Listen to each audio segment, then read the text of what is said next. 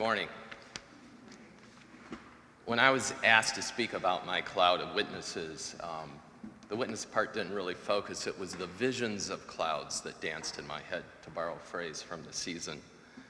I've always been fascinated by clouds, especially when you get in an airplane and you fly through them. They seem like seamless, lighter than air masses.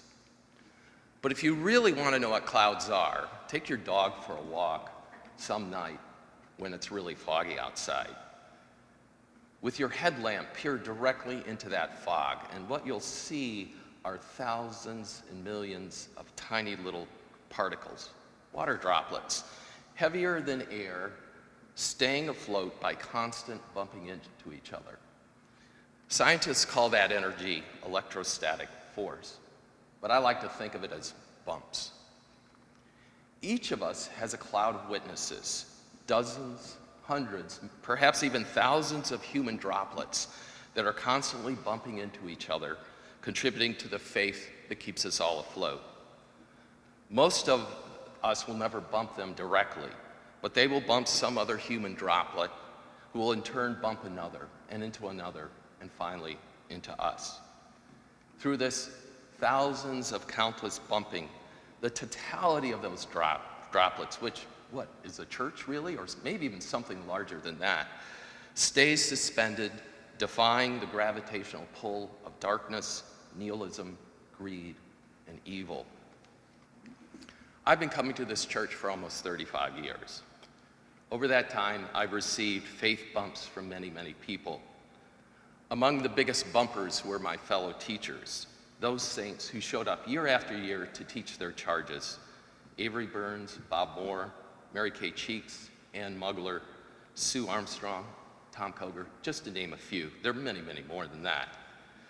Another group of especially vigorous human droplets have been my students over the years, those middle and high school kids who were constantly questioning and exploring and morphing before my eyes into compassionate young adult droplets.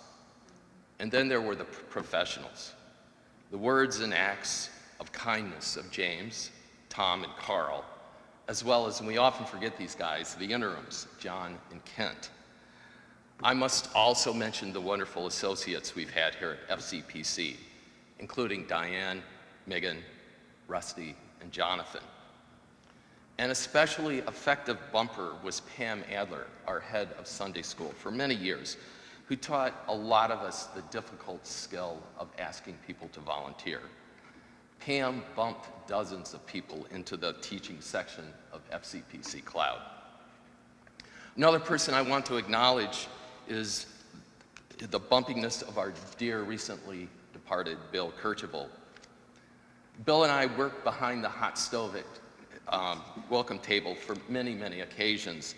And while his contributions in the kitchens were considerable, what I appreciated more was his soft-spoken voice urging me to take a more upfront role here at Falls Church Presbyterian. I remember one time when, probably to the consternation of James, I cautiously went off script while reading the scripture lesson to offer some color commentary. Bill came up to me after the service and said, "What, are they paying you yet?" But I cannot speak of the faith droplets around me without mentioning my mom. Some of her bumps were more Old Testament in nature, such as the time when my brother and I blew up the brick barbecue pit. She did not come to mind when I was originally asked to do this. After all, my mom, who recently passed away, most likely did not set foot in a church for the past 30 years. But that does not mean she wasn't spiritual. When it came to religion, my mom always followed her own path. Raised in Depression-era Appalachia, she chose as a child to go to the Methodist church over her family's Baptist church. Having seen evangelists come into town, empty the pockets of the poor, and occasionally leave behind pregnant young women, she was particularly skeptical of born-again religions. As a young mother, she taught Sunday school and made sure we were in church. But later in life, she began to dig deeply into her own set of beliefs. She ended up creating her own personal religion, which was a heavy dose of indigenous naturalism with a whole lot of other stuff borrowed from all sorts of other faiths, including Christianity. She became ordained and officiated at numerous family events, weddings, graduations, and memorial services. Mom taught me two important lessons.